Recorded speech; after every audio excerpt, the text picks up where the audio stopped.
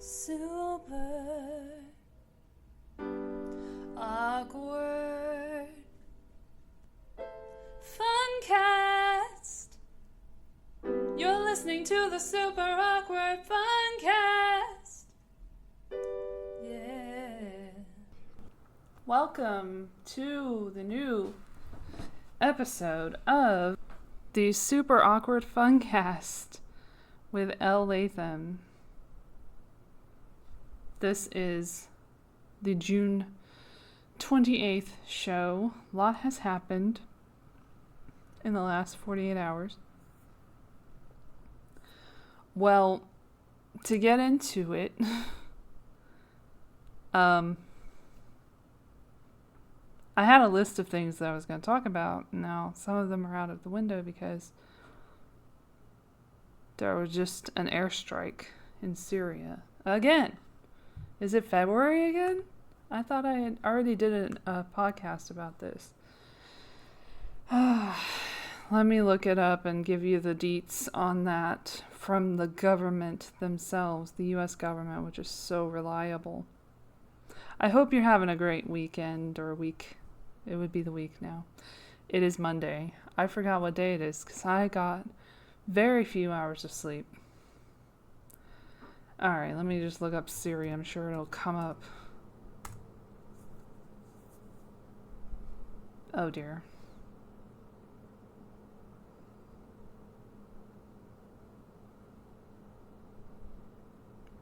Interesting.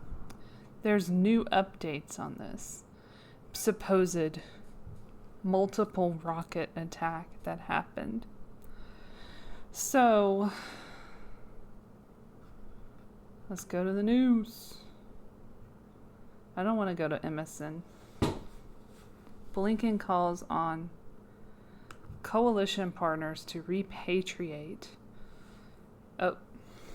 ISIS fighters held in Syria. He said Syrian democratic forces holding them is unbearable in the long run. Why are we in Syria again? Why are we defending ourselves in Syria? Why is the U.S. government's military defending itself and its own interests, mainly of bankers and politicians who are occupying that country currently, as well as Iraq? Kicking off the ministerial meeting of the Global Coalition to Defeat ISIS in Rome on Monday, U.S. Secretary of State Antony Blinken called on countries to repatriate, rehabilitate, and where applicable, prosecute their citizens imprisoned in Syria fighting for ISIS. The Syrian Democratic Forces have detained 10,000 ISIS fighters, a situation Blinken described as untenable in the long run. Kind of like the war in Iraq, yeah? No? Okay, cool. It just can't persist indefinitely, he said. But the war in Iraq and Syria can. Great Britain, France, and other countries have been reluctant to repatriate ISIS fighters amid concerns about domestic terrorism and the unpopularity of doing so across Europe. Former President Trump threatened to release ISIS fighters into France 2 years ago, according to ABC News, which is where I'm reading this, which is totally legit, obviously. He noted the actions of several nations, singling out the host nation Italy as one of the few Western European countries willing to return nationals from the region, including a female fighter and her children. Blinken also underlined the need for the coalition to expand its efforts in Africa, because we're not doing enough there, and deny the terror group and its affiliates new recruits by undermining its brand and sharing positive alternative narratives online and on social media. You mean propaganda? We are seeing fighters of 13 and 14 years old take up weapons to kill people, and we have to get at this from every possible angle, he said. Blinken announced plans for the United States to provide another $436 million that we paid in our taxes, I'm sure, in humanitarian aid to support Syrian refugees, whom they have made refugees by occupying their country illegally. You can't make this up. Bringing the total U.S. humanitarian response to the Syrian conflict that they started to roughly $13.5 billion since 2011. He also praised the group for its significant achievements in the fight against ISIS, noting that the movement of foreign fighters into Syria and Iraq has virtually ceased. Not according to the latest airstrikes, but okay. He announced new U.S. sanctions against a senior leader in ISIS Greater Sahara, the affiliate group operating in Niger, Mali, and Burkina Faso. Blinken closed by praising the partnership against ISIS in the Middle East and across the globe. We've made great progress because we've been working together, so we hope you'll keep an eye on the fight. Keep up the fight against this terrorist organization until it is decisively defeated. I agree, we should really do something about the terrorist organization that is the U.S. military-industrial complex. That is something we should definitely take care of really soon. It is an untenable situation. So, that's an interesting thing that's happening 15 hours ago. That's some of the news. Okay, I guess we have New York Times from 17 hours ago here. I don't know if they'll let me read it. I might have to go to the... Okay, I think I can read it. No, I can't. Fuck. Well, I'll go to my phone. When in doubt, go to your phone and press the reader button, or whatever they call that. I don't know what they call it. It makes it reader-friendly. Read-friendly. Whatever, it's a thing that makes the page readable. I don't know. I'm a dummy. I'm very tired. But that's okay. Everyone gets tired. There's a lot to be tired about. Okay, I guess. Uh-oh. Well, there's a little bit of news here. Breaking news from my podcast. They released footage of the airstrikes in Iraq and Syria at the fragile moment for Iran nuclear talks, according to CNBC. All right, we got Associated Press 5 hours ago. I'm sure they'll give us the whole fucking story. U.S. troops in Syria attacked after airstrikes on militias. I should get this on the computer so it's easier for me to put it in the podcast. Untenable, unwinnable. Let's see. Why don't I get the same results on the internet as I do on the phone? That's quite odd. Anyway. Oh, wait, here it is. I got it. Alright, Robert Burns and Lolita C. Balder wrote this yesterday. U.S. troops in eastern Syria came under a rocket attack Monday with no reported casualties.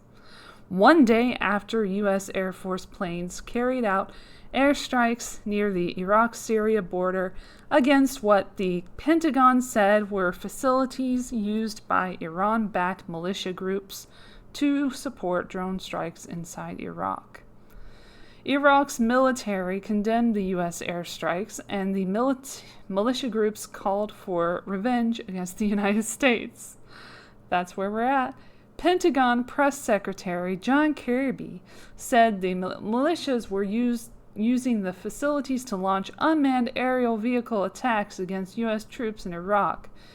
It's almost like they don't want you there. It was the second time the administration has taken military action in the region since Biden took over earlier this year. Yes, we did this episode in February. There was no indication that Sunday's attacks were meant as the start of a wider, sustained U.S. air campaign in the border region. But a spokesman for the U.S. military mission based in Baghdad, Colonel Wayne Marato, wrote on Twitter Monday that at 7:44 p.m. local time, U.S. forces in Syria were attacked by multiple rockets. Nobody was killed or injured, but that's beside the point. He said there were no injuries and that attack damage was being assessed. Marato later tweeted that while under rocket attack, U.S. forces in Syria responded in self-defense with artillery fire at the rocket launching positions. Kirby said the U.S. military targeted 3 operational and weapons storage facilities, 2 in Syria and 1 in Iraq. In its release of videos of the strikes by Air Force F-15, hey, it's funny, they were just talking about F-15s. I mean, you know, the U.S. president was when he was saying that, and I'll link that, I guess, when he said that, you know, in terms of gun control and everything, the Second Amendment and whatnot, that they would have to have nuclear weapons and F-15s to compare to the U.S. military.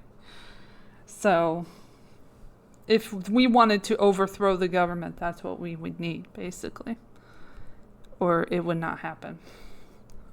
Good to know. Anywho, Kirby said, oh wait, hold on. Air Force F-15 and F-16 aircraft. The Pentagon described one target as a coordination center for the shipment and transfer of advanced conventional weapons. How can they be advanced if they're conventional? But okay. Kirby said the airstrikes were defensive.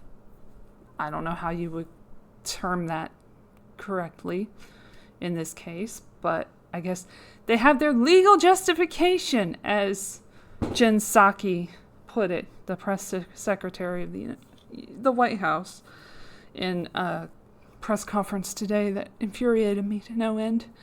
Mainly because the shitty press was talking about the infrastructure bill a whole lot more than the airstrikes. Anyway, defensive, saying they were launched in response to the attacks by militias that didn't cause any injuries and the attacks are being assessed at the moment. The United States took necessary, appropriate, and deliberate action designed to limit the risk of escalation, but also to send a clear and ambiguous deterrent message, Kirby said. The Pentagon said the facilities were used by Iran-backed militia factions, including Kataib Hezbollah, Kataib Saeed al-Shahada, I'll try that again, and Kataib Saeed al-Shahada. A Pentagon spokeswoman, Navy Commander Jessica Minotti, said Monday that each strike hit its intended target and that the U.S. military was still assessing the results of the operation. The targets selected were facilities utilized by the network of Iran-backed militia groups responsible for the series of recent attacks against facilities housing U.S. personnel in Iraq, she said. She said those groups have conducted at least 5 such one-way drone attacks since April. Secretary of State Anthony Blinken, speaking to reporters in Rome on Monday, said Biden has been cleared that the U.S. will act to protect American personnel. This action in self-defense, not what that is at all, to do what's necessary to do to prevent further attacks. See, I have to attack you before you attack me and before we attack each other. We have to go back and forth attacking each other. So we can't attack each other anymore. I'm going to have some water. Not the best water. I think sends a very important and strong message that you suck and you're horrible and I hope very much that it is received. Oh, it's received. I think we've demonstrated with the actions taken last night and actions taken previously that the president is fully prepared to act and act appropriately, in his words, and deliberately to protect us, or, foreign interests. Two Iraqi militia officials told the Associated Press in Baghdad that 4 militiamen were killed in the airstrikes near the border with Syria. Both spoke on condition of anonymity, so we don't know what the fuck is going on, because they were not authorized to give statements. They said the first strike hit a weapons storage facility inside Syrian territory where the militiamen were killed. The second strike hit the border strip. The Syrian Observatory for Human Rights, they're not always right about shit, but okay. A Britain-based group, yes, Britain, that closely monitors the Syrian conflict from Britain through activists on the ground in Britain. No, I'm just kidding. Reported that at least 7 Iraqi militiamen were killed in the airstrikes. The Iran-backed Iraqi militia factions vowed revenge for the attack and said in a joint statement they would continue to target U.S. forces. I don't know if this was such a great idea, Biden's people, because he didn't have anything to do with it. He probably didn't even know what was happening. This doesn't seem like a great idea, but let's go further. We will avenge the blood of our righteous martyrs against the perpetrators of this heinous crime, and with God's help, we will make the enemy taste the bitterness of revenge, they said.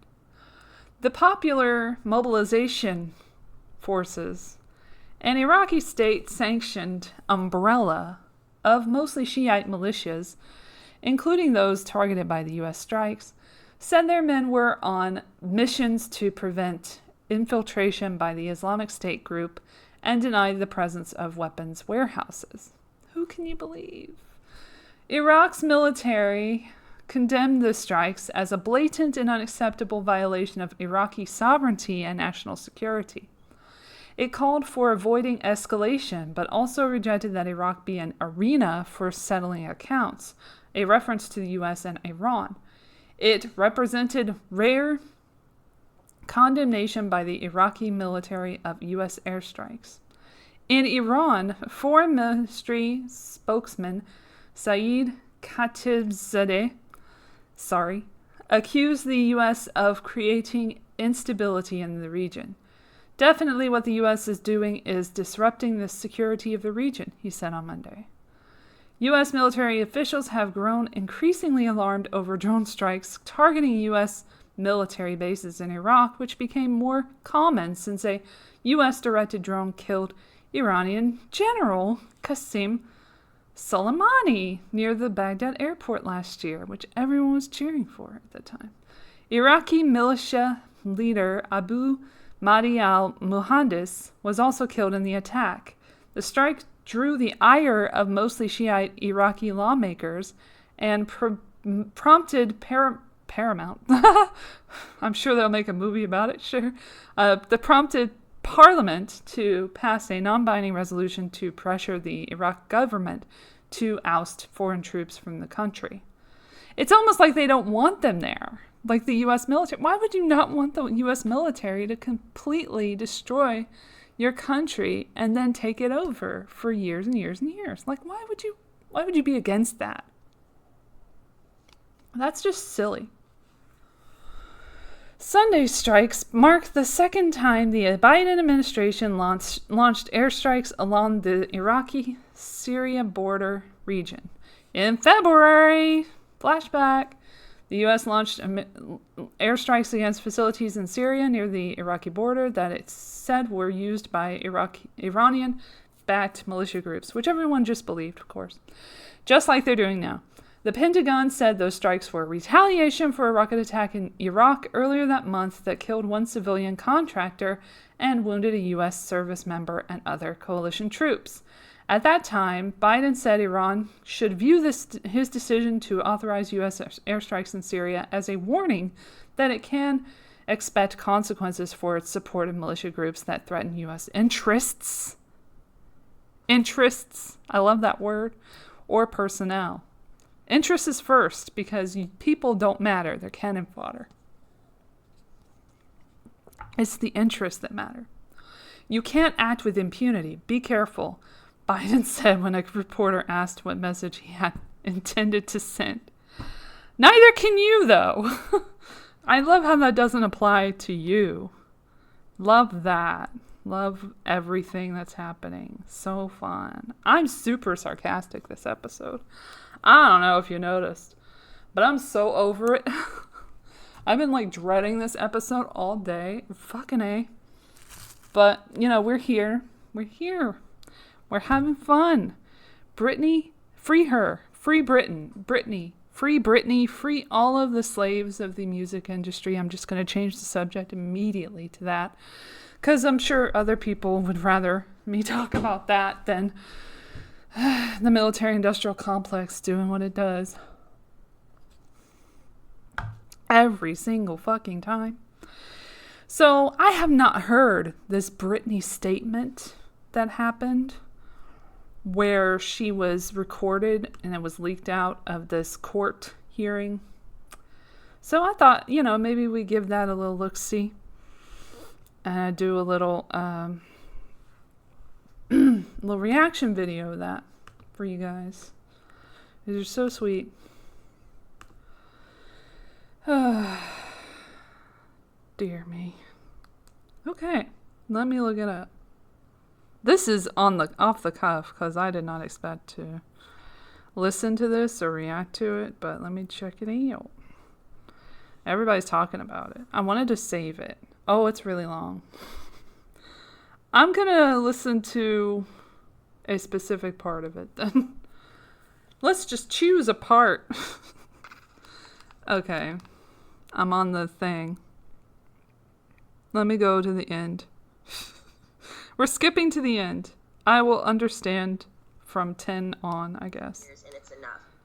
Here we go. Here she is. It's been a long time since I've owned my money, and it's my wish and my dream for all of this to end without being tested. Again, it makes no sense whatsoever. She for the sounds state of nasal. California to sit back and literally watch me with their own two eyes make a living for so many people and pay so many people trucks and buses on the road with me and be told I'm not good enough. But I'm great at what I do. And I allow these people to control what I do, ma'am, and it's enough. It makes no sense at all. Now, going forward, I'm not willing to meet or see anyone I've met with enough people against my will. She sounds like she's cried a lot. All I want is to own my money for this to end and my boyfriend to drive me in his fucking car. And I would honestly like to sue my family, to be totally honest with you. I also would like to be able to share my story with the world and what they did to me instead of it being a hush-hush secret to benefit all of them. I want to be able to be heard on what they did to me by making me keep this in for so long is not good for my heart. I've been so angry and I cry every day. It concerns me. I'm told I'm not allowed to expose the people who did this to me. For my sanity, I need you to the judge to approve me, do an interview where I can be heard on what they did to me. And actually, I have the right to use my voice and take up for myself. My attorney says I can't, it's not good. I can't let the public know anything they did to me, and by not saying anything, creepy. Saying it's okay. I don't know what I said here. It's not okay. I don't want to interview. I'd much rather just have an open call to you for the press to hear, which I didn't know today we're doing. So thank you. Instead of having an interview, honestly, I need that to get it off my heart, the anger and all of it that's been happening. It's not fair they're telling me lies about me openly. Even my family, they do interviews to anyone they want on news stations. My own family doing interviews and talking about the situation and making me feel so stupid, and I can't say one thing. This is not just like an isolated incident. It's been 2 years. I want to record. This happens to so many fucking kids. They start out, they don't know any better. They sign the contracts, because he's saying if I speak up, and then this happens. They get fucked over by their parents, by the industry. Rehab place won't see me. He told me I should keep it to myself, really. I would personally like to, actually, I know I've had grown with a personal relationship with Sam, my lawyer. I've been talking to him like 3 times a week now. We've kind of built a relationship, but I handpick my own lawyer it by myself. And I would like to be able That's to do interesting. that. I would like to also... They pick your lawyers for you. The conservatorship without having to be evaluated. I've done a lot of research, ma'am, and there's a lot of judges who do end conservatorships for people without them having to be evaluated all the time. The only times they don't is if a concerned family member says something's wrong with this person and otherwise. And considering my family has lived off my conservatorship for 13 years, I won't be surprised if one of them has something to say and go forward and say, we don't think this should end. We have to help her, especially if I get my fair served in turning, exposing what they did to me. Also, I want to speak to you What did they do? My obligations. Let her Which say. I personally don't think at the very moment I owe anybody anything. I have 3 meetings a week I have to attend no matter what. I just don't like feeling like I work for the people whom I pay. I don't like being told I have to no matter what. That's Even if I'm everyone, sick. though. Jody, the conservator, says I have to see my coach Ken even when I'm sick. I would like to do 1 meeting a week with a therapist. I've never, even before they sent me to that place, had 2 therapy sessions. A therapy session and 1 therapy session with I have a doctor and then a therapy person. She sounds really what I've been scared. forced to do illegal in my life, I shouldn't be told I have to be available 3 times a week to these people I don't know. I'm talking to you today because I feel again, yes, even Jody is starting to kind of take it too far with me. They have me going to therapy twice a week and a psychiatrist. I don't trust people with what I've been through. And the clever setup of being in Westlake, one of the most exposed places in Westlake, which yesterday, paparazzi showed me coming out of the place, literally crying in therapy. It's embarrassing and it's demoralizing. I deserve privacy when I go. I deserve privacy when I go and have therapy, either at my home, like I've done for 8 years. They've always come to my home. Or when the Dr. Benson, the man that died, I went to a place similar to what I went to in Westlake, which was very exposed and really bad. Okay, so wait, where was I? In Westlake. It was identical to Dr. Benson, who died, the one who illegally, yes, 100% abused me by the treatment he gave me too. And to be totally honest with you, I was so... Excuse me for interrupting you. But my reporter says if you could just slow down a little bit because she's trying to make sure she gets everything that you're saying. Okay, cool. Okay. That would be great. Slow down so we can get everything you're saying. Westlake is identical to Dr. Benson, who died, the one who illegally, yes, 100% abused me by the treatment he gave me. And to be totally honest with you, when he passed away, I got on my knees and thanked God. In other words, my team is pushing it with me again. I have trapped phobias being in small rooms because the trauma locking me up for 4 months in that place is not okay for them to send me, sorry, I'm going fast, to that small room like that, twice a week with another new therapist I pay that I never even approved. I don't like it. I don't want to do that. And I haven't done anything wrong to deserve this treatment. It's not okay to force me to do anything I don't want to do. By law, Jody and this so-called team should I should be able to sue them for threatening me and saying, if I don't go and do these meetings twice a week, we can't let you have your money and go to Maui on your vacations. You have to do what you're told for this program, and then you will be able to go. You had me until Maui. One of the most exposed I get it, but in Westlake. maybe don't mention that. The hot topic of the conservatorship that over 5 paparazzis are going to show up and get me crying coming out of that place. I begged them to make sure that they did this at my home so I would have privacy. I deserve privacy. The whole conservatorship from the beginning, once the conservatorship from the beginning, once you see someone, whoever it is in the conservatorship, making them money and myself money and working, that whole statement right there, the conservatorship should end. There should be I shouldn't be in a conservatorship if I can work and provide money and work for myself and pay other people. It makes no sense. The laws need to change. What state allows people to own another person's money and account and threaten them and saying, you can't spend your money unless you do what we want you to do, and I'm paying them? Ma'am, I've worked since I was 17 That is bullshit. years old. You have to understand how thin that is for me. Every morning I get up to know I can't go on somewhere unless I meet people I don't know every week in an office identical to the one where the therapist was very abusive to me. I truly believe this conservatorship is abusive. And now we can sit here all day and say, oh, conservatorships are here to help people. But ma'am, there's 1,000 conservatorships that are abusive as well. I don't feel like I can live a full life. I I don't owe them to go see a man I don't know and share him my problems.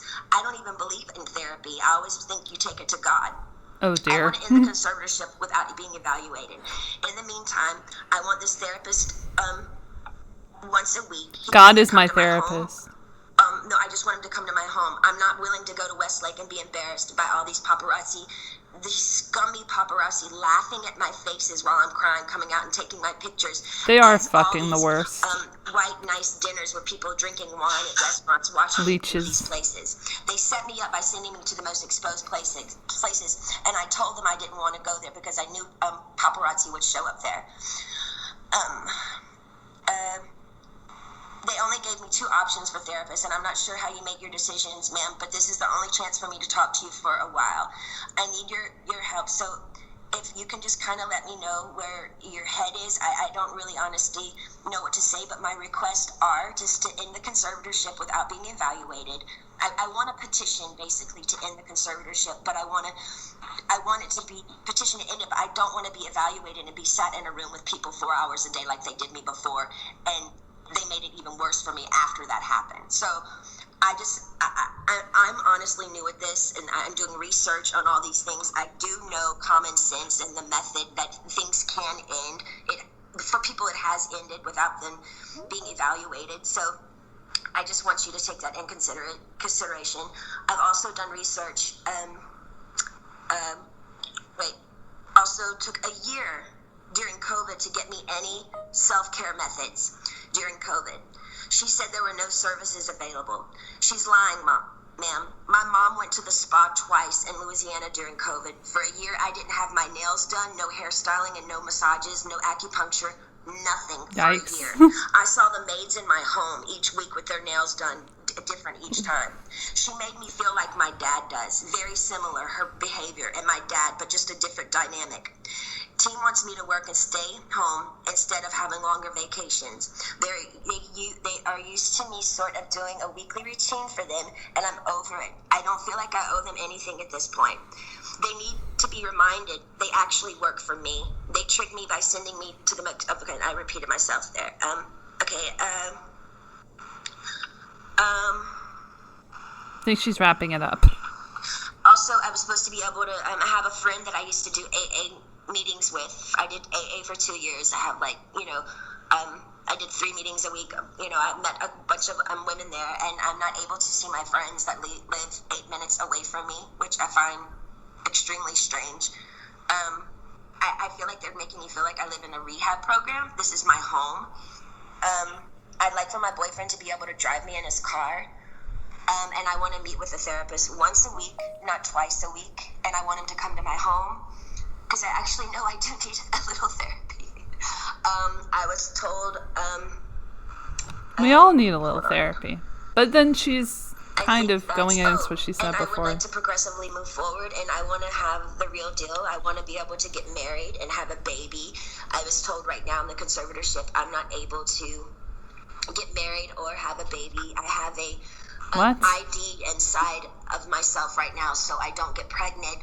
I wanted to take the ID out IUD. so I can start trying to have another baby. I'm pretty sure she means this IUD. So-called team won't let me go to the doctor to take it out because they don't want me to have any more children.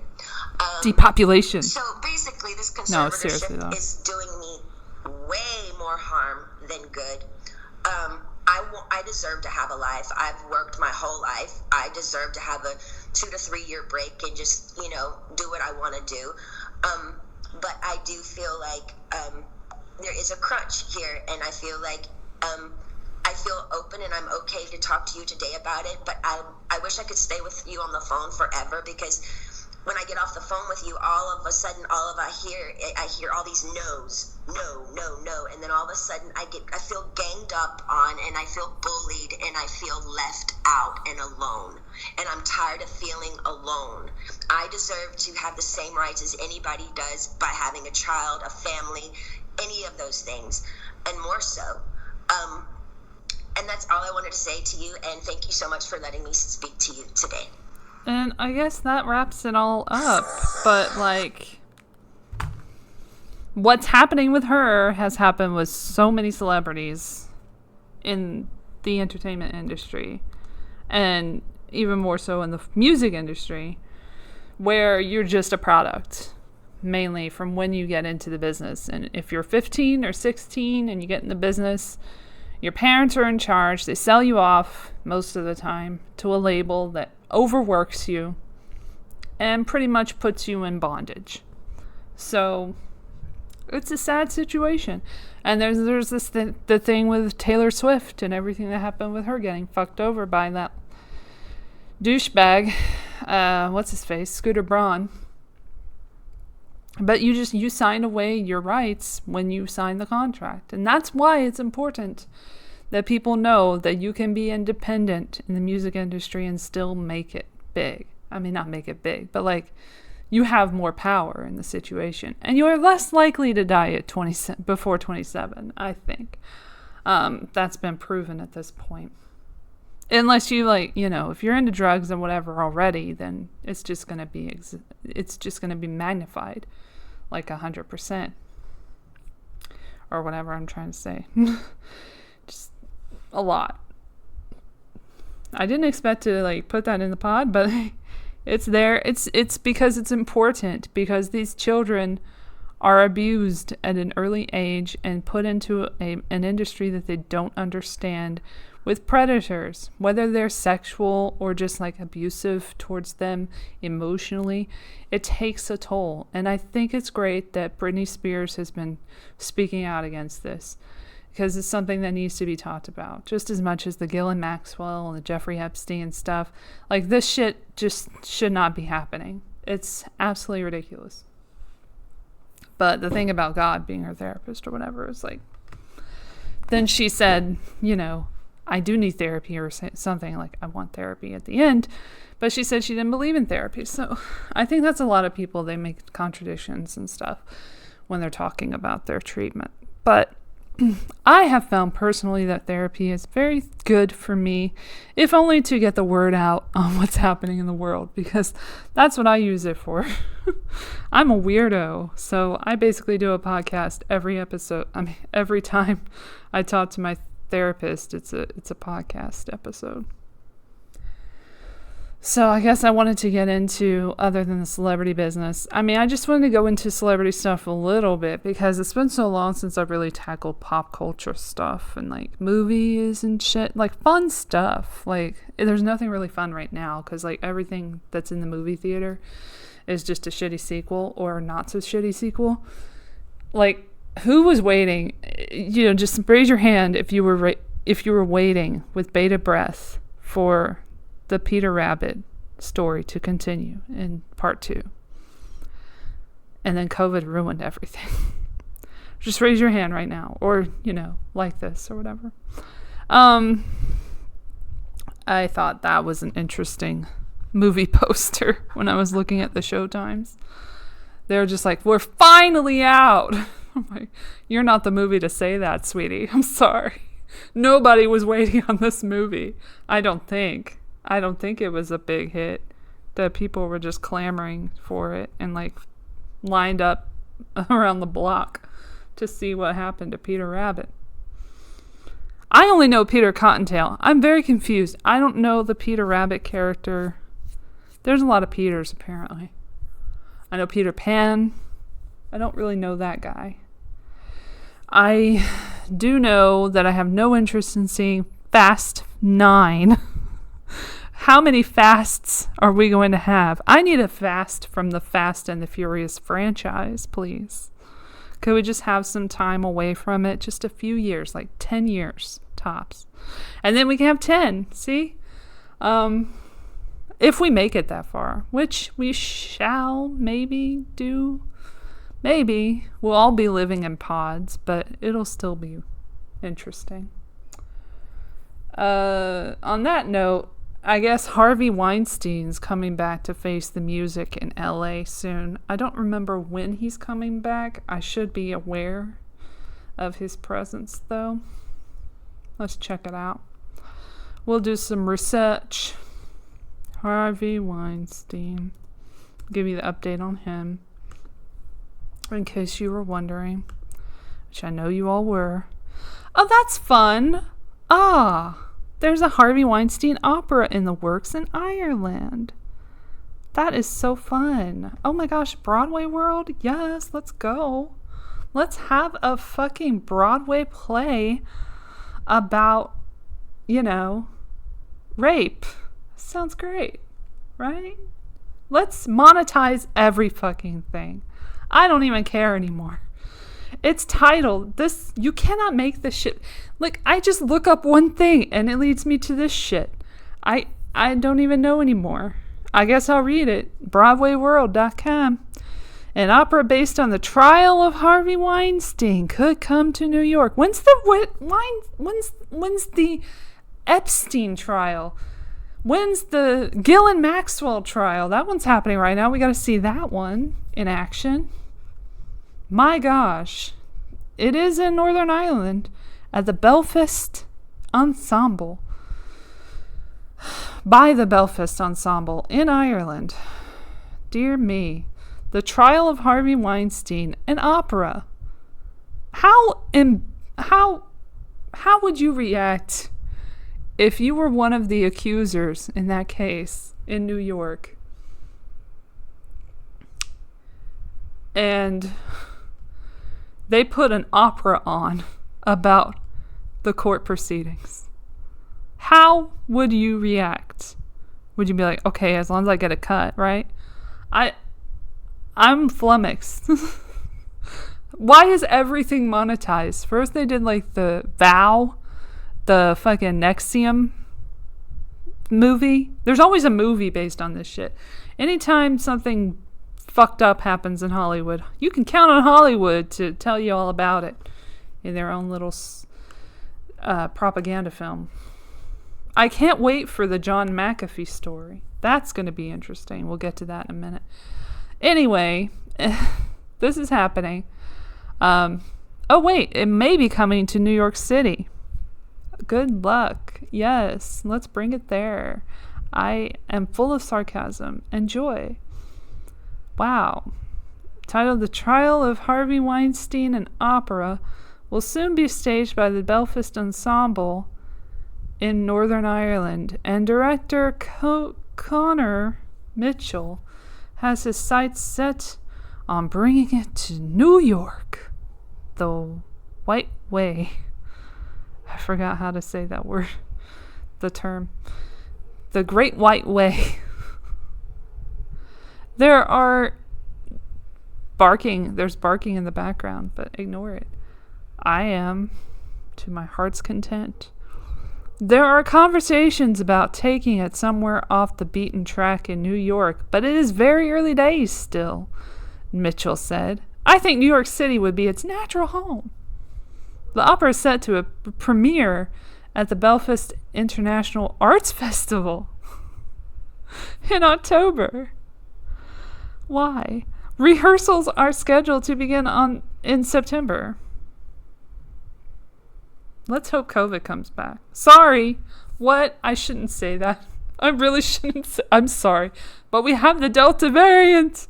We're going to talk about that. Oh my gosh. Oh my fucking goodness. Oh man. If they kill this trial opera, I'm going to be so sad. Oh. And do you have to be vaccinated to watch the trial of Harvey Weinstein opera? Kill me. Okay, don't. That is not a request. Mitchell wrote the music himself. He really wanted to get that payday. And will take the libretto directly from the 6 women who testified against Weinstein during his 2020 New York City trial. The production won't be a typical courtroom drama. I mean, it's a musical, right? And there will be no actor in the Weinstein role. Huh? Okay. He says, in a way, I don't care about him. I care about the effect of his actions on other people and making a buck on it. Mitchell said, he didn't say that part, I added that. The ability of music to express that. One of the main arguments of the piece is where can music express what is not said here? It's not a representation of court case, but a piece of art that responds to the women's statements. It's not a physical recreation of events. This is about taking the words fragments of the statements without creating named characters or representing a person on stage. It's about the text becoming music. Well, that sounds even more annoying and not fun. Producer Harvey Weinstein, he should produce actually, faced trial in early 2020 after being accused of rape, sexual misconduct, and sexual abuse by over 100 women, 6 of which testified against him. On February 24th, 2020, the jury found him guilty of rape in the 3rd degree and a criminal sexual act in the 1st degree. He was sentenced to 23 years in prison on March 11, 2020. This is not in bad taste. Anyone who tells you that this is in bad taste is an idiot, because this is just Broadway. Just leave it alone. Oh, fuck me. Okay, so when we get past the opera... Oh, look, his ex is dating again. That's fun. Love that for her. Move on. Love that. Here it is. Okay.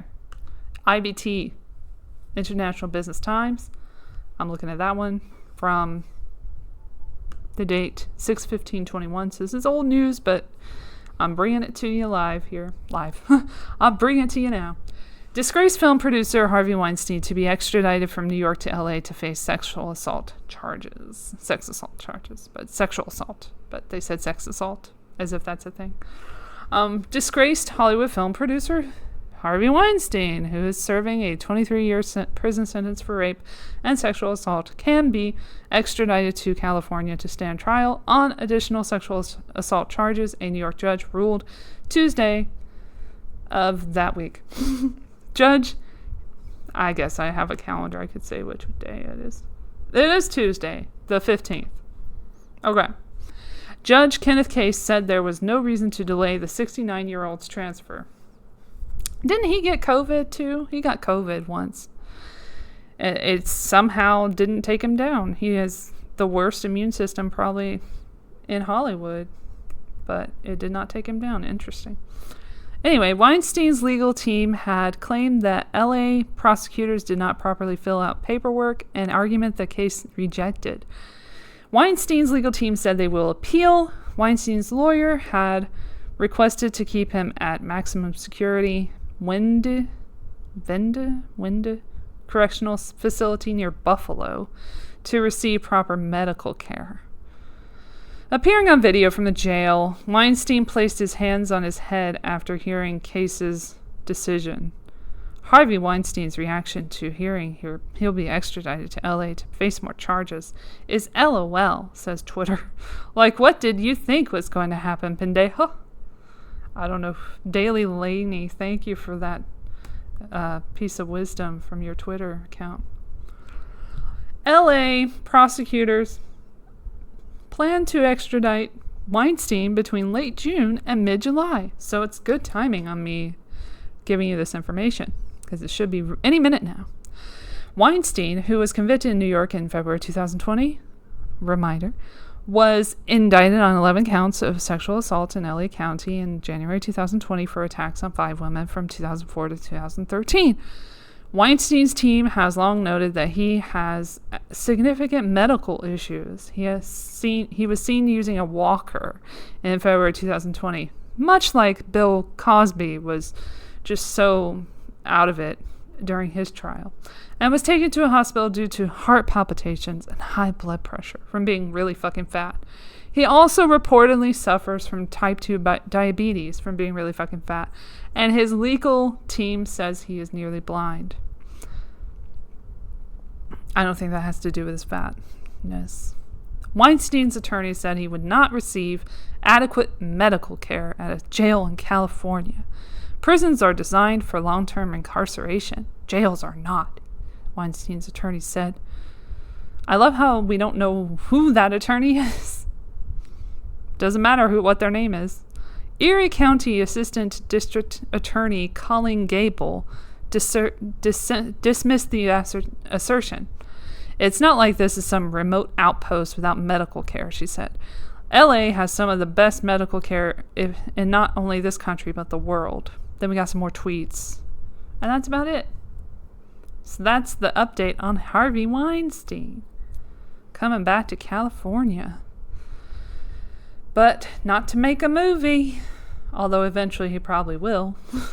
No, he won't, because he will die eventually. Is Harvey Weinstein still alive? The son? Yes, the son. He is still alive. That's a dumb question. Let's just check in on Ghislaine while we're at it. Let's be fair and see how her trial's going. Ghislaine Maxwell. We all know her. Let's see what the news is here. Because you got to look up the news yourself. You're not going to get it on Twitter and Facebook and Instagram and all that shit.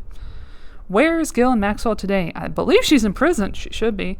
Ghislaine Maxwell loses bid to ban depositions from jail. This is good news. From The Independent. Greg Grazl. I don't know how to say your name. Anyway. Socialite? They called her a socialite again. I want to vomit. Fuck you. Alright. And he's an American financier still. Stop. Just fucking stop. Accused sex trafficker Ghislaine Maxwell, has had her request to block prosecutors from using interviews she gave during her November sex trafficking trial in her upcoming criminal trial rejected by a U.S. district judge. According to the Associated Press, Judge Allison J. Nathan denied her lawyer's request to keep the interviews out of her upcoming trial, in which she has pleaded not guilty to charges alleging she recruited 4 teenage girls between 1994 and 2004 for Jeffrey Epstein to sexually abuse. I believe she was also accused of sexually abusing them herself, which is why she doesn't want those interviews released, but we're not seeing that in this article, amazingly. The judge ruled that Miss Maxwell's lawyer will have time to recommend redactions in the interviews that they feel may be necessary to protect their client, as they always do. Miss Maxwell has been jailed since her arrest last July and has filed several attempts to pay a bond for release, which have all been denied. Judge Nathan has ruled in each case that Miss Maxwell would pose a flight risk if she was allowed to post bail. Her lawyers claim that she has been subjected to raw sewage, water deprivation, and hyper-surveillance while in jail. She is in a special confinement section of the Metropolitan Detention Center in Brooklyn to ensure her safety until her trial. Epstein was incarcerated in the same facility and was found dead after an apparent suicide in 2019, but that's not related. Don't worry about that too much. The British socialite. She's just a socialite.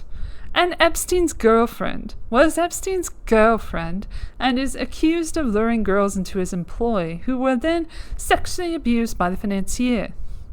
I'm using an English accent because this is The Independent.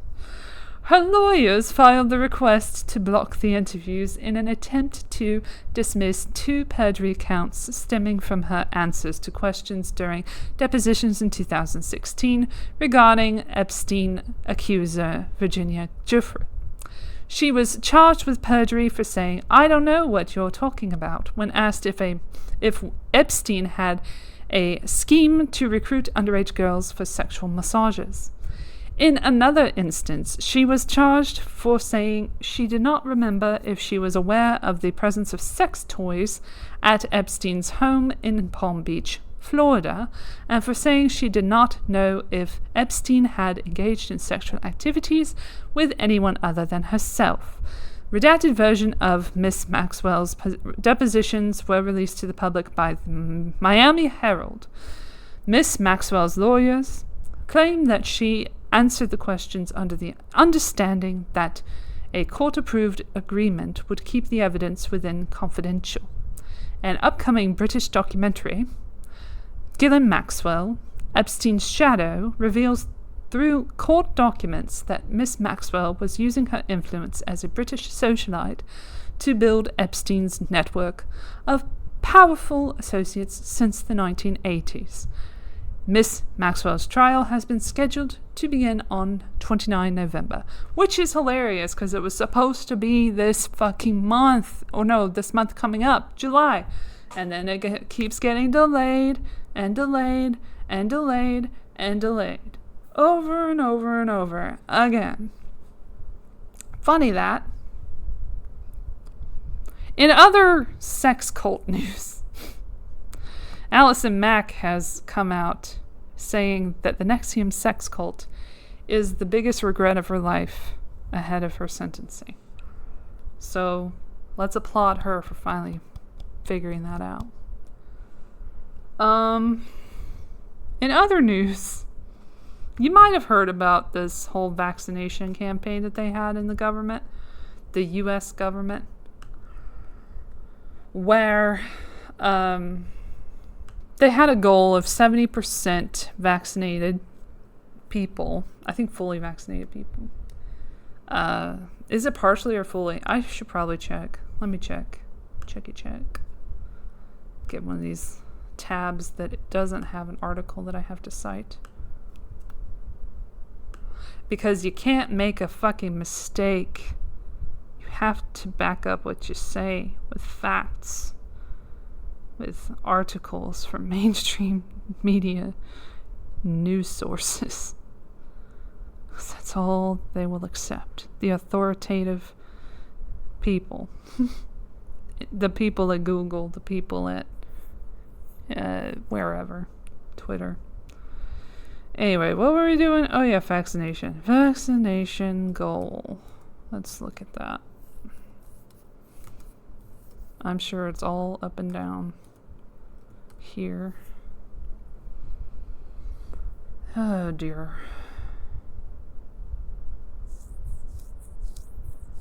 Okay, at least one shot in 70% of adults is what he wanted. Well, he ain't getting it. Sad thing. Because as it turns out, these vaccines aren't that great.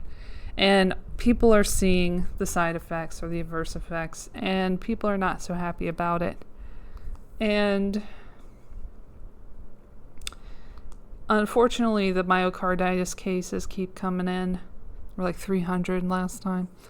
When CDC was looking into it after the big weekend with Juneteenth, they decided to go back to work.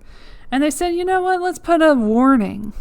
Warning, myocarditis, if you get the Pfizer or the Moderna. But don't worry about it. It's not likely to kill you.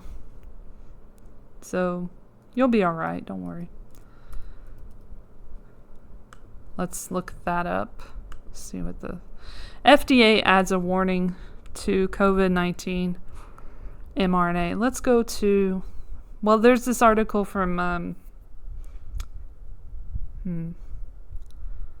USA Today. There's an authoritative news source for you.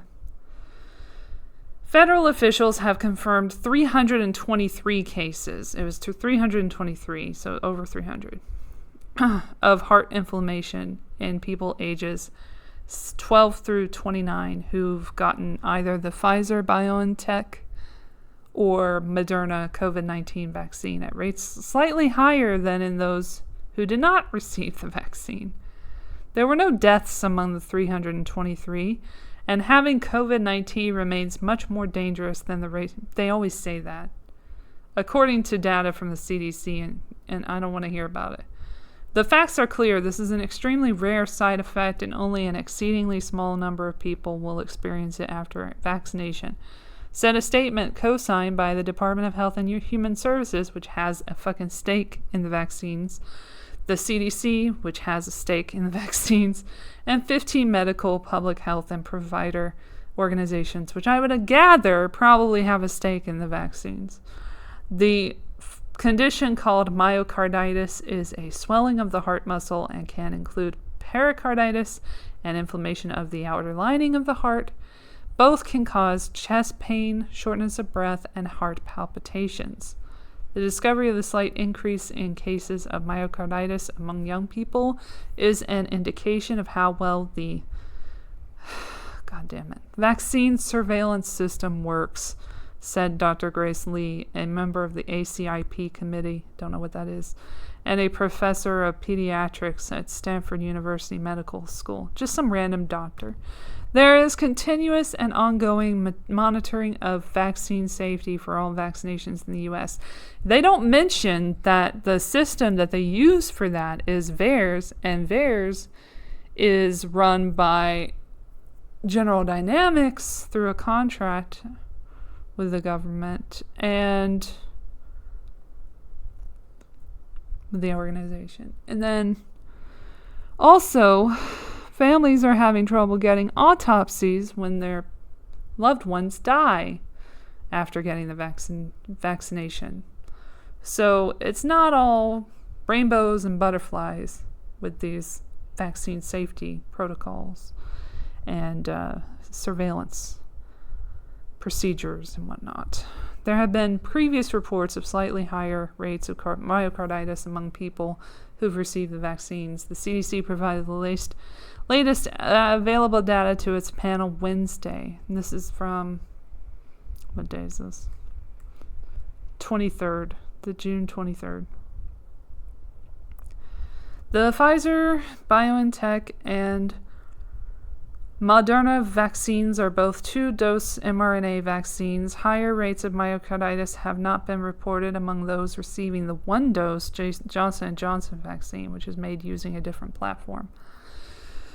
The very rare side effect resolved on its own, and patients generally recover from the symptoms and did well after paying out of pocket for medical assistance, I'm sure. It's a shame you can't send the medical bills to the CDC and the FDA and everything. I guess not the FDA, but like the CDC and the WHO or whatever. Whoever's like making it possible for you to get this shit. The hospital that you had it in, whatever, should be able to pay for whatever damage it does. But that doesn't happen, and they're indemnified legally. Like, you cannot sue these big pharma companies for giving you adverse reactions that make you broke. Like, if they don't kill you, they're going to bleed you dry of cash. Of the 323 confirmed cases of myocarditis, as of June 11th, 309 were hospitalized. Again, medical care. They needed medical care for a safe and effective procedure. And 295 were discharged. What happened to the other ones? The median time for hospitalization was one day, said Shimabukuro. I must have missed when they came into the article, but okay. There were no deaths. They keep saying that. There's nobody who's dead yet. Let's just find out if we get a dead one pretty soon, and then we'll do everything we can to stop this. It doesn't matter if you're not dead, unless it's COVID that kills less than 1% of the people who get it. Funny how that works out for them, math-wise. 9 people were still hospitalized, and there was no data on the outcome of 5 patients. So how could you know if they were dead or not if you don't know the outcome of those 5 patients? Make it make sense. The risk versus reward calculation is obvious. They keep saying this shit. The risk versus reward. Well, I risked getting COVID and I got it, and the reward is immunity, long-lasting immunity, which is a study that I've already shared with you guys, but from nature.com. And it said that most likely you get at least 6 months of immunity plus, could be up to a year. Could be even more than that because the SARS immunity has gone up to like 17 years. Anyway. Then they talk about the children because they really want the children to get this vaccine. So they're shoving it in their faces now. According to the voluntary self-reporting Vaccine Adverse Event Reporting System, the VAERS, the rate of myocarditis among adolescents 12 through 17 who received a COVID-19 vaccine was 1.8 per 100,000. For boys, it was 3.2 per 100,000. So it's affecting more men or boys than it is girls. Adolescents 12 and up have been allowed to get the Pfizer-BioNTech vaccine since May 10th. Moderna is authorized only for people 18 and older. And we had a situation where a girl was 15 who was given Moderna, don't know fucking how, and she died. So, just putting that out there. That's in VAERS too. Getting COVID-19 is much more dangerous than the possibility of getting myocarditis, says some other person who works in an immunization field. Like, of course she's going to say that. That's her business.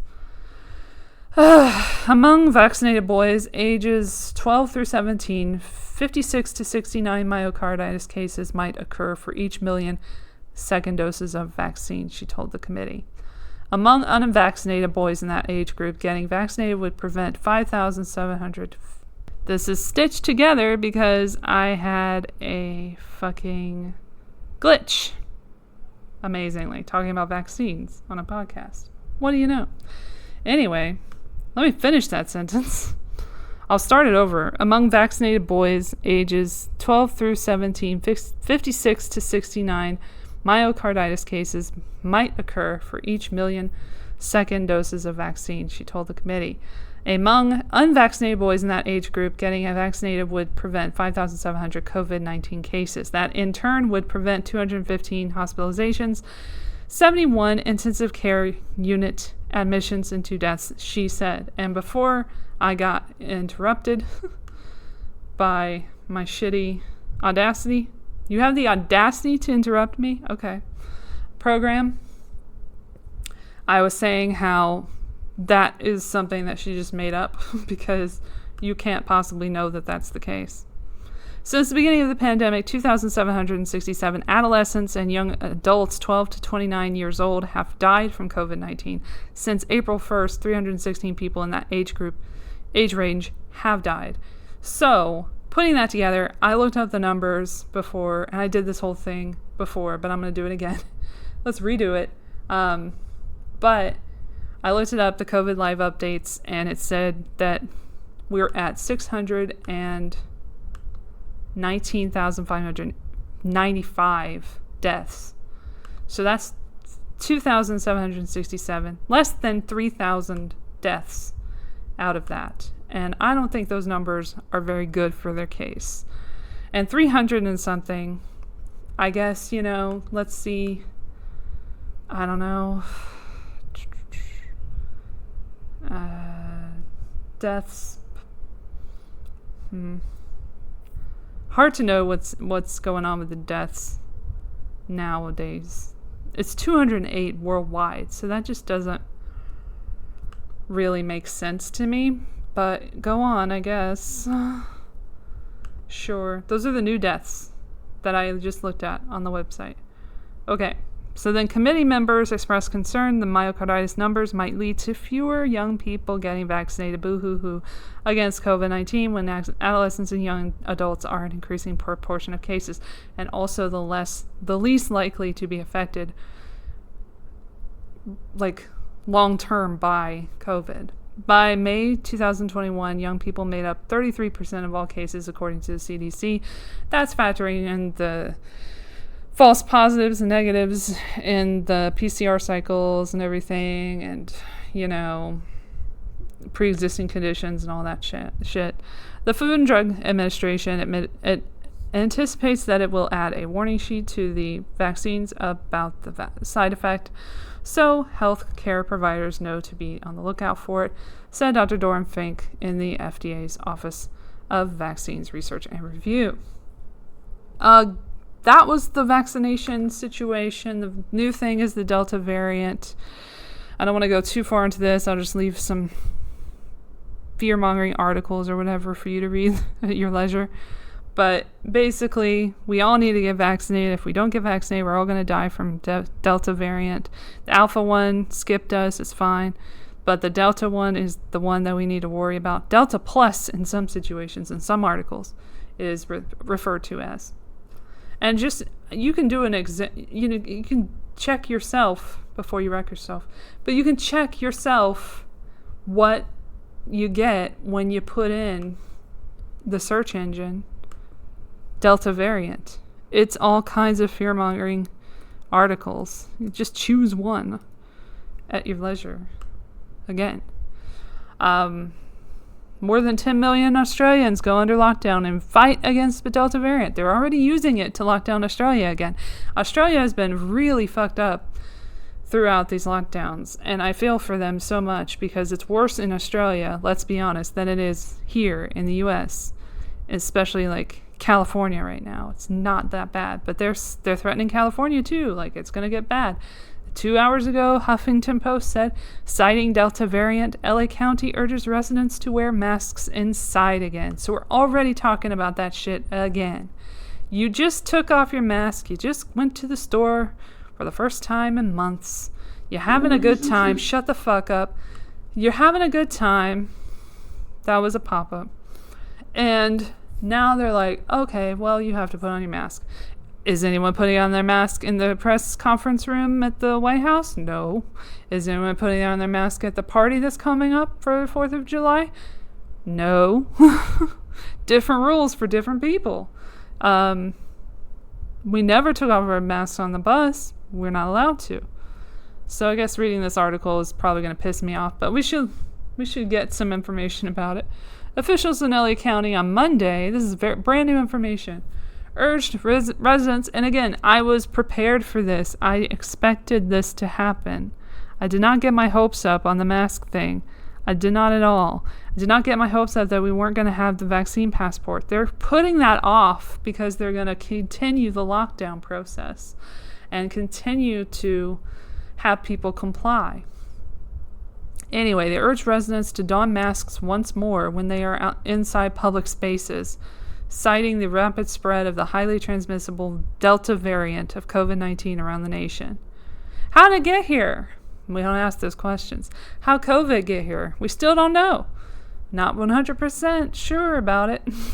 But I kind of am, but I'm sure a lot of other people are as well, but the government would still have us believe something different. The updated guidance comes despite residents' vaccination status and reflects the seriousness of the strain, which has already become the dominant variant of the virus in the United Kingdom. So as soon as shit goes on over here, it goes on over here, over there, or whatever. It goes on over there, comes over here, goes on over there, comes over there. It's going to continue to do that because it's a global agenda. This is not something that's happening in one country that we have to be like, oh shit, it sucks to be there. No, it's coming here. We should be prepared for it. Sorry for the bummer. Top health officials have predicted it will soon become the dominant strain in the U.S. too, because they want it to. The CDC said last week it currently makes up about 20% of newly diagnosed cases, up from 10% just a week prior. I'm going to put it out there. I'm probably going to be vilified for it. I'm a crazy crackpot. But you know what? Maybe the fucking Delta variant comes from the vaccinations. Maybe we'll find that out later, that the virus came from the vaccine this time. Just like in a utopia. But I'm just saying, like, it's a possibility. It's something to think about. It's a theory. It doesn't mean anything yet. But I just want to get ahead of everything and say right here on June 28th, 2021, that I believe that it is possible, anything is possible, that the Delta variant came from the vaccinations rather than the virus of COVID-19. Or, probably more likely, it's not that bad, but they're putting it out as it's the worst thing ever. And to be careful. Like they put out all the propaganda in 1976 regarding the swine flu, which never really happened. Which you had to get immunized from, which caused injuries. Very similar to today. While COVID-19 vaccine provides... Did they miss a "the"? I think they missed a "the," but whatever. I'm not a reporter. I'm not a writer for Huffington Post. What do I know? While COVID-19 vaccine provides very effective protection preventing hospitalizations and deaths against the Delta variant, for some fucking reason, The strain is proving to be more transmissible and is expected to become more prevalent. Barbara Ferrer, who looks like shit, by the way. Just saying. She's not the best health. She's not a picture of good health, is all I'm saying.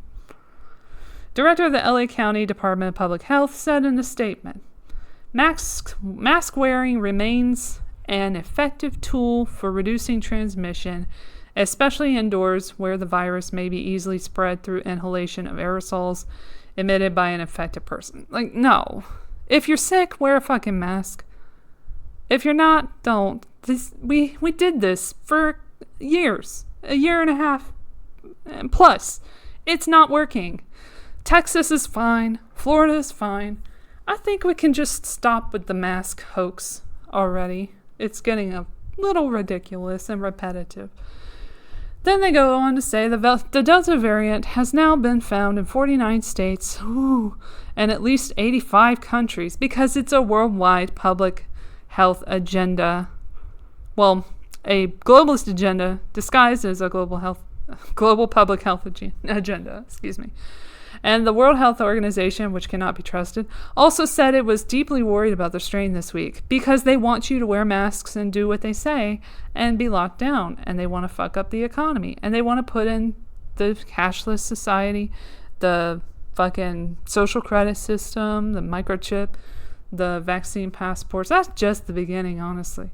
State and local guidance shifts have recently allowed vaccinated Californians to remove their face coverings in most situations, although unvaccinated people are still required to wear them, and they don't, because the only people wearing masks in anywhere near where I am are the vaccinated people, except maybe a couple of people.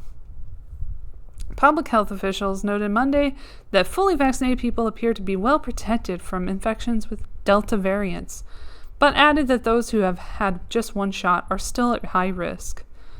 Just under 50% of Californians are fully vaccinated, and about 61% have received at least one jab. Why are we using the word jab in the U.S.? My mother gets mad at me if I say jab instead of shot. Funny. They are really going full steam ahead with this Delta variant thing. It's so obvious when you, again, look it up, and you'll see article after article after article, scaremongering, fear-mongering, whatever you want to call it. Just like, worry about it, worry about it, worry about it. Everybody worry about this thing. We need you worried again. You're not worried enough.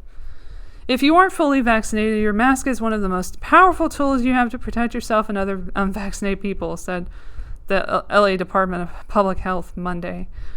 This is especially true when you are in an indoor or crowded outdoor space and does not apply to the White House in any way, shape, or form. Or anyone with anywhere with politicians in the vicinity. G7 didn't apply there. They touched each other all throughout. Shook hands. But it applies to us. It always applies to us. Infection rates and deaths from COVID-19 have fallen in recent months as the country's vaccination program gained speed. That's their little... it's funny how they can have two little things at the same time running together. Like, the vaccinations worked, and COVID-19 deaths are down. But the Delta variant, fuck you. You're screwed. Like, at the same time. It's amazing. And people fall for it. That's the sad thing.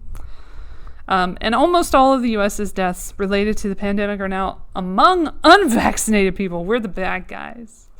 And even, there's no other data there to suggest that maybe it was like pre-existing conditions, as I've said before a million times, or false positives or whatever.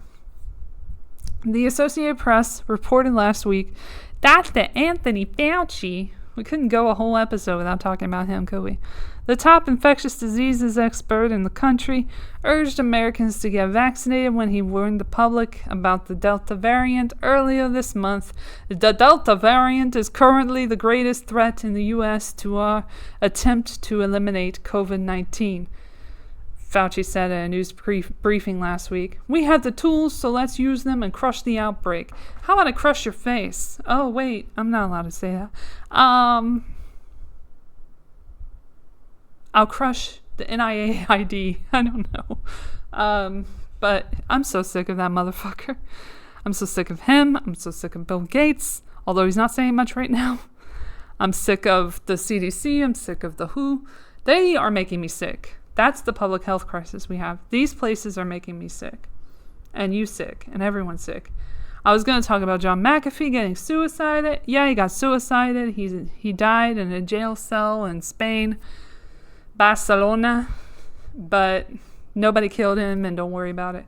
And the... I wanted to get into the PCR test, but I didn't get into that, sorry. And the ethylene oxide. We'll get into that next time, I guess, if it's an issue.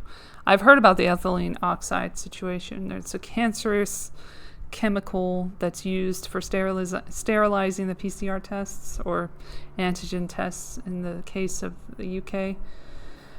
Other than that, like the Tuskegee thing, I already talked about this on a show that I'm on now. I'll plug the Political Matrix on YouTube.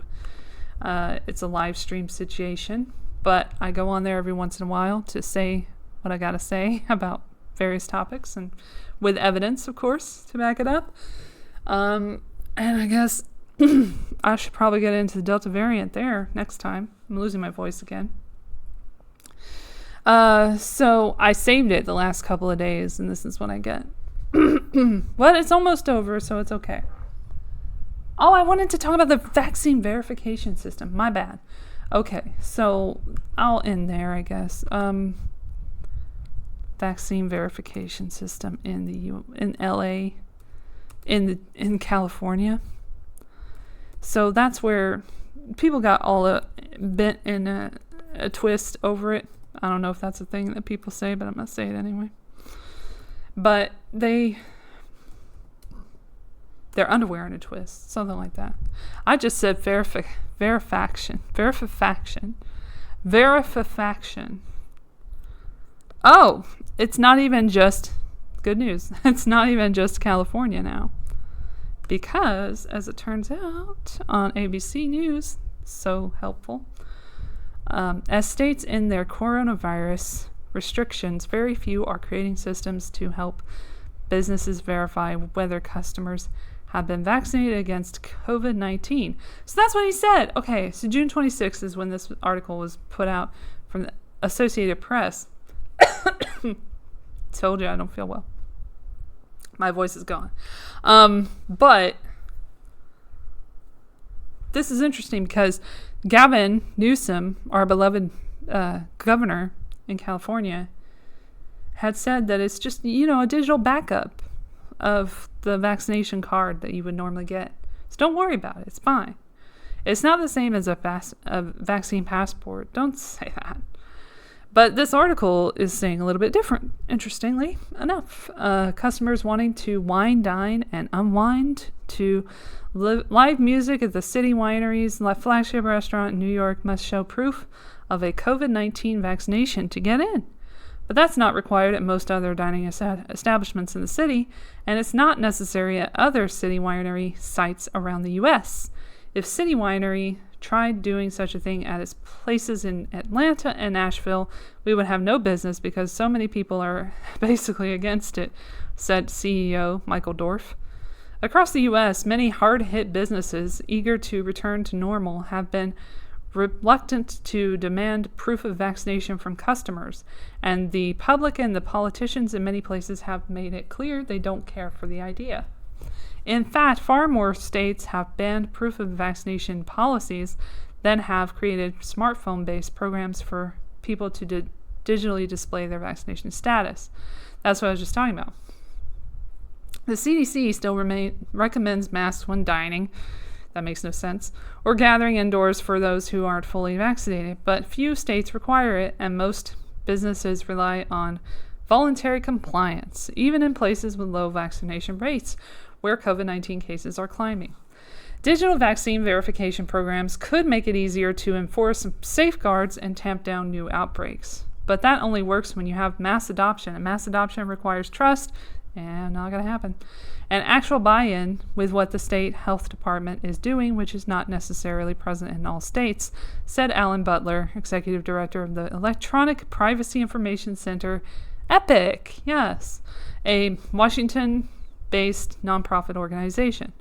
Hawaii is the only state enforcing some version of a vaccine passport. Of course it is. It requires travelers to upload a photo or PDF of their Hawaii vaccination document or pass a pre-arrival COVID-19 test to avoid having to quarantine for 10 days. Wasn't it before 14 days? That's funny how that changes. Earlier this month, California became just the third state behind New York and Louisiana to offer residents a way to voluntarily display digital proof of their COVID-19 shots. None of those states requires the use of their digital verification systems to access either public or private sector places. But I will note that Excelsior Pass is still in use in New York as a vaccine passport. And they say that later on, as a step in reopening. New York in March launched its Excelsior Pass, the first state system to provide digital proof of COVID-19 vaccination or a recent negative test.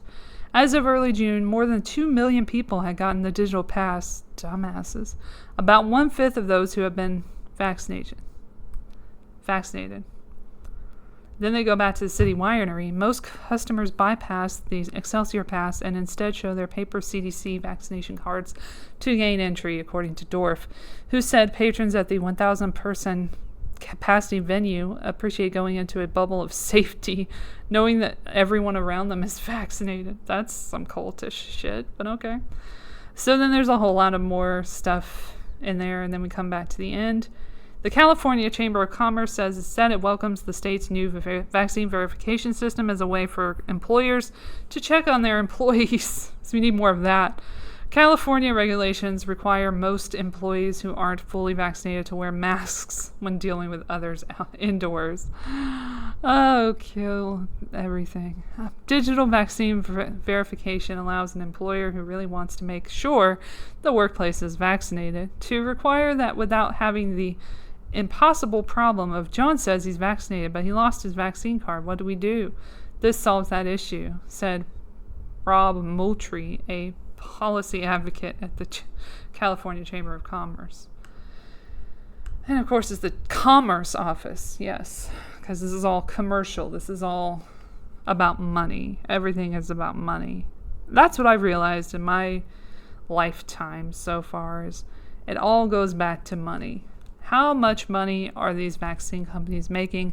How much money are these passes companies making? It's a shit ton. They're profiting off of our pain. And are we going to let them? No. Are we going to let them scare us about the Delta variant? No. Am I going to be dead in a month because I said all this shit? Probably. Maybe not. Let's see. I don't know. Anyway, catch me on the Political Matrix every Saturday night if I can get there. We had a good one. I was on a 9 in parts.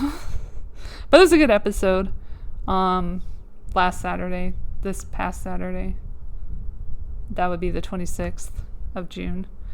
I'm really looking forward to putting all these articles in, so you guys can read them. And I'm going to put some shit on YouTube from now on again. Or I'll try. I can only try. I'll leave you with this. I saw a really good movie on Netflix. Some random shit, but I really enjoyed it. It's called Mr. Virgin. It's from 1984 in Hong Kong. Unfortunately, the audio quality is not the best. But other than that, it's really a fun romp. And a precursor of sorts to 40-Year-Old Virgin, because it concerns a 30-year-old virgin. But then there's a curse involved. It gets a little wacky. And it's also a romance. It's fun. It's weird. I like it. So that's my recommendation. I'm just going to do a movie recommendation. And my movie recommendation is Mr. Virgin. It's really good. Trust me. Don't trust me. Don't trust anyone, actually. But check it out if you can. It should be on Netflix. It is in Laos, where I went on my VPN. Get a VPN. Another piece of advice nobody asked for. Get a VPN. It's so worth it. Your security is worth it. Your privacy is worth it. Just get the fucking VPN. Any VPN. Probably not a free one. Probably not going to be very good if it's a free one. And just takes you to US places. Not that the US is bad. I'm usually in Canada or Laos or Bangkok or Thailand, sorry. Or Tokyo sometimes. You can't go to Grubhub in Tokyo, though. You have to go back to Canada because they will not let you do that. I'm not shouting out to Grubhub. But anyway, thanks for listening to this diatribe. I try to tell you guys what's going on my best way. And it's just very sad, the whole situation. I try to lighten it up, I guess, as much as possible. Maybe I'll do more movie shit on the next episode. I don't know. Have a nice summer. Watch out for that Delta variant. No. Actually, you should watch some predictive programming just to prepare. That's really helpful. And the propaganda is really helpful to watch because it really is reminiscent of the 1976 swine flu thing. And if you haven't heard about the swine flu epidemic thing, just look it up. Whole U.S. went crazy. Did an immunization campaign. Had neurological adverse effects that CDC covered up. It's not good. So learn from history. That's all I gotta say. Don't do drugs. Specifically drugs that benefit big corporations. I didn't get the vaccine. I'm not saying, or maybe I did. I don't know. Yeah. It's just for the future. I may not or may get the vaccine, and I don't suggest that you get it or you don't get it. It's all your choice. I leave that to you, but I want to keep you as informed as possible before you make that decision. So thank you so much for listening, whoever's listening to this, maybe the 4 people who I get to listen to it. And the people who follow me from the political matrix, thank you. Hello for coming, and thank you for coming. Hello for coming, and thank you for coming. That's a great name for a movie. Moving on. Thank you so much. Thanks for bearing with me.